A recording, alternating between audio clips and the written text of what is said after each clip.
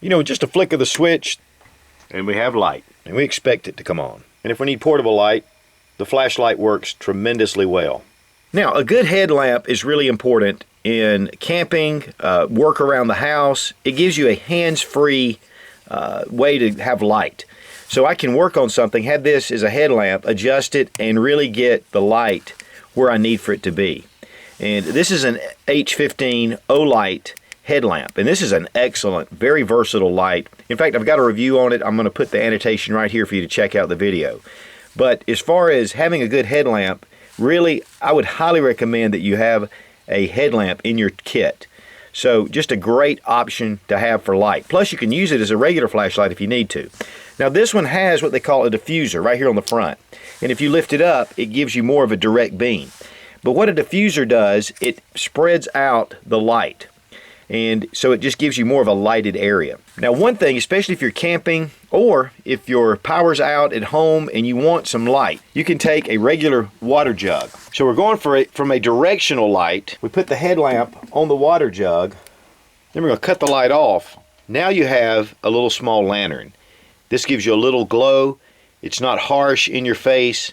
It diffuses the light, so it makes it really nice. Now, this one in particular has the label on it. I tried to take one of the labels off earlier, and it was a real pain.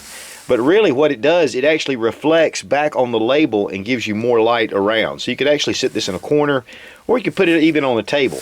Because as you can see, you're still getting light even through the label.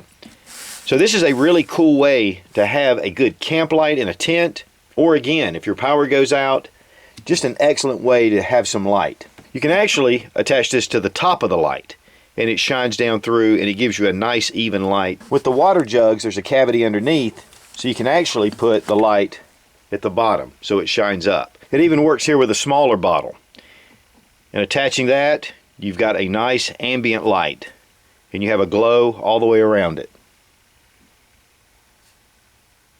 You could even read off of this light really easily. But the big thing is that goes from individual to more of a group setting. Now here we have just an empty container, but we take the light, put it on. It also gives us more of a diffused light, so it makes it really nice even without water. And even if you don't have a headlamp and you have a standard flashlight, you've got a lantern right here. It's perfect again for your tent. Power's out. It just gives you a little more ambient light. So there's a multitude of ways to put this light, but the headlamp with the strap gives you a lot more options. Another great SHTF option is using just batteries to make a flashlight with a bulb. And this is a really primitive, simple way to do it. And let's just say that your flashlight's broken. It just gets broken in half and you're no longer able to use it. Take your two batteries and you're going to want to tape them together. Electrical tape works really good, but I'm sure duct tape will work as well. Make sure that you're getting a good connection with positive and negative, and then just tape those bad boys together.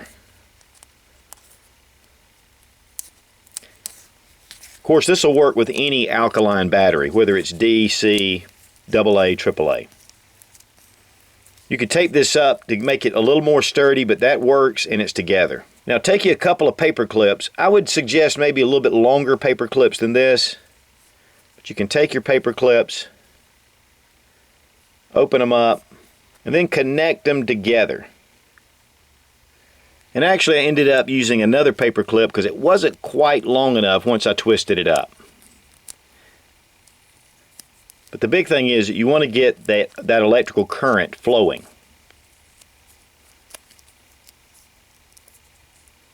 And that'll hold that together.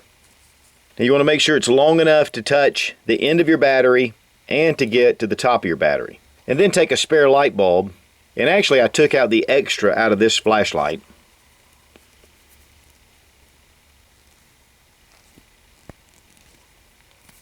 Get a contact here, get your bulb to contact, and voila, you have a makeshift flashlight. And that's not too bad for an incandescent bulb. You get a lot of light this way, and guys, I'm telling you, if this ever happened, you're in a world of hurt, but this is just something really good to know.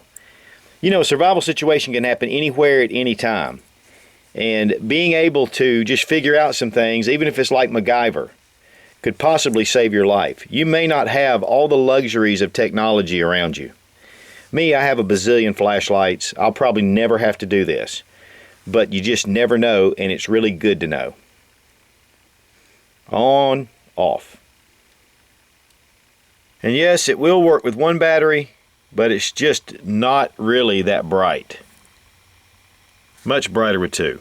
Just a couple of extra ways to produce and manipulate light.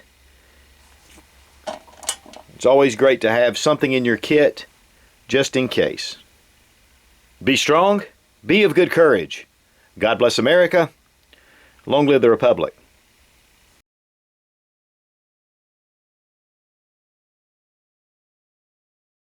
Olight H15s. Olight H15 waves. In fact, I've done a review on it, and I'm going to show you the review.